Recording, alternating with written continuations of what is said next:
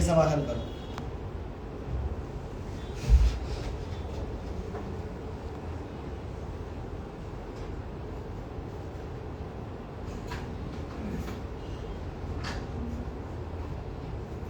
इस साल पास हो गए और दर्जे में अव्वल आ गए तो तुम्हें दिमाग हो गया?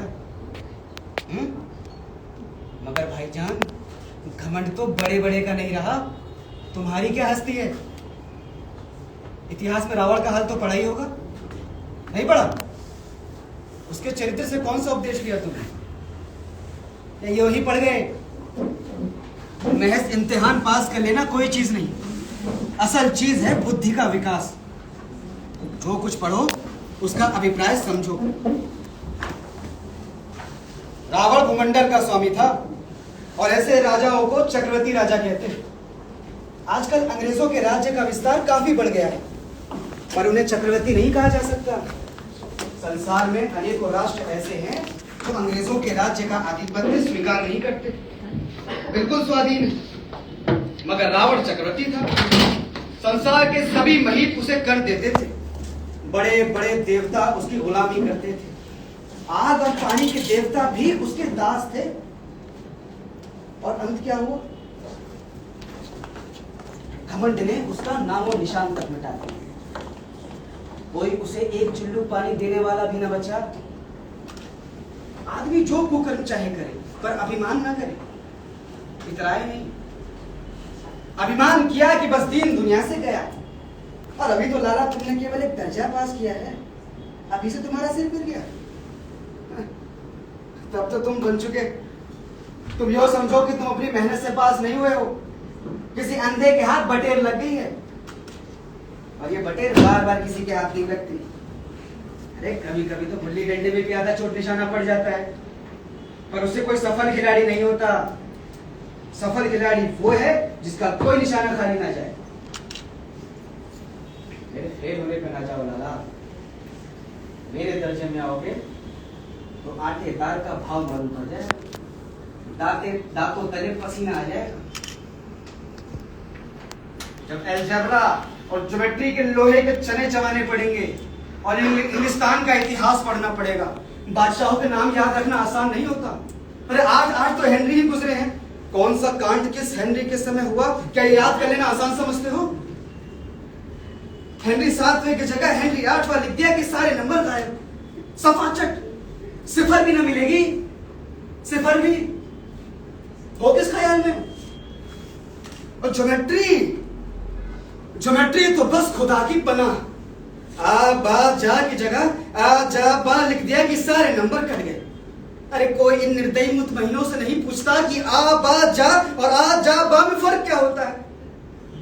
दाल भात रोटी खाई या भात दाल रोटी खाई, उसमें क्या अंतर है? लेकिन इन परीक्षकों को वही चाहिए जो पुस्तक में लिखा है। चाहते हैं लड़के अक्षर अक्षर रट डालें, और इसी रटन का नाम शिक्षा रख छोड़ा है। इसीलिए कहता हूं लाला, मेरे दर्जे में आओगे तो ये सारे पापड़ बेलने पड़ेंगे। मेरे फेल होने पे ना जाओ। मैं लाख फेल हुआ हूं, लेकिन तुमसे 5 साल बड़ा हूं। मुझे संसार का तुमसे 5 साल का ज्यादा अनुभव है। इसलिए जो कुछ कहता हूं उसे गिरह बांध के रखिए, नहीं पछताइएगा। अब किताब निकालिए अपने दर्जे की।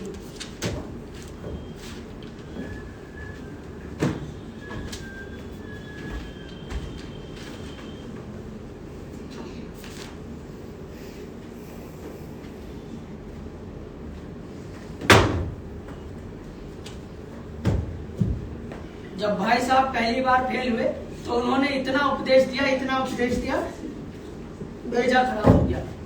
भोजन आज मुझे निस्वाद लग रहा था। जब पास होने पर यह तिरस्कार हो रहा है तो फेल हो जाने पर तो शायद प्राण ही ले लिए जाए। भाई साहब ने अपने दर्जे की पढ़ाई का जो भयंकर चित्र खींचा था उसने मुझे भयभीत कर दिया। अरे कैसे स्कूल छोड़कर नहीं भागा, यही ताज्जुब की बात है। इतने तिरस्कार के बाद भी पुस्तकों में मेरी अरुचि ज्यों की त्यों बनी रही। मैं खेल कूद का एक भी अवसर हाथ से जाने न देता था। पढ़ता भी था, मगर उतना कि जितना रोज का टास्क पूरा हो जाए और दर्जे में जलील भी ना होना पड़े। अपने ऊपर जो भी विश्वास पैदा हुआ था वह एक बार फिर लुप्त हो गया और फिर से चोरों का सा जीवन कटने लगा।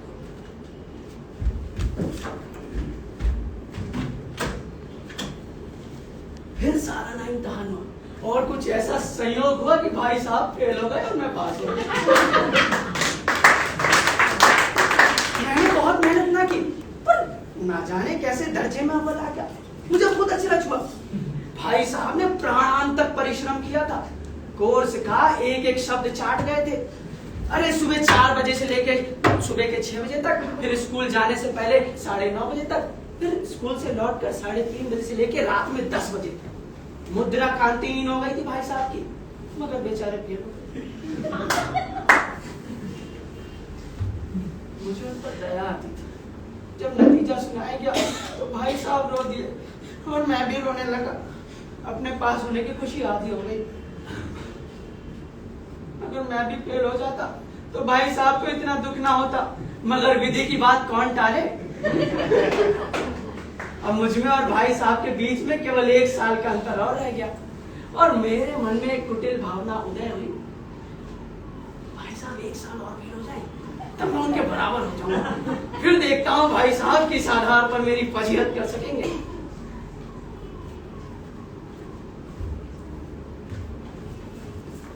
और उसी वक्त मेरे मन में कुटिल भावना